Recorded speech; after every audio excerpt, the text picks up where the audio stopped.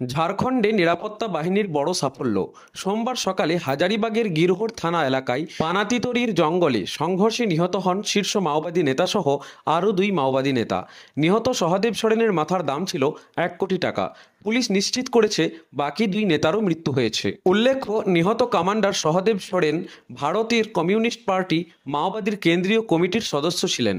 পুলিশের খাতায় পূর্ব ভারতের অন্যতম মোস্ট ওয়ান্টেড মাওবাদী নেতা হিসেবে পরিচিত তিনি। ঝাড়খণ্ড পুলিশ সূত্রে জানা গিয়েছে, নির্দিষ্ট গোয়েন্দা তথ্যের ভিত্তিতে কোবরা ব্যাটালিয়ন, গিরিডি পুলিশ এবং হাজারিবাগ পুলিশ যৌথভাবে অভিযান চালায়।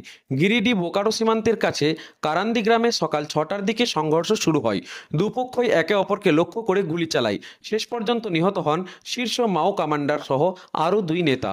বাকি দুই নিহত মাওবাদী নেতা হলেন রঘুনাথ হেমব্রম ওরফে চঞ্চল, বিহার ঝাড়খণ্ড স্পেশাল এরিয়া কমিটির সদস্য, মাথার দাম ছিল 25 লক্ষ টাকা, এবং বীরসেন গঞ্জ ওরফে রাম খেলেওয়ান, জোনাল কমিটির সদস্য, তার মাথার দাম ছিল 10 লক্ষ টাকা।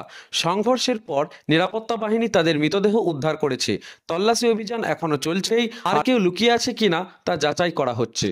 ঝাড়খণ্ডে এই অভিযানের মাধ্যমে নিরাপত্তা বাহিনী মাওবাদীদের মধ্যে বড় ধাক্কা দিয়েছে। পুলিশের দাবি, এই ধরনের সফল অভিযান অঞ্চলটিতে আইনশৃঙ্খলা বজায় রাখতে সহায়ক হবে।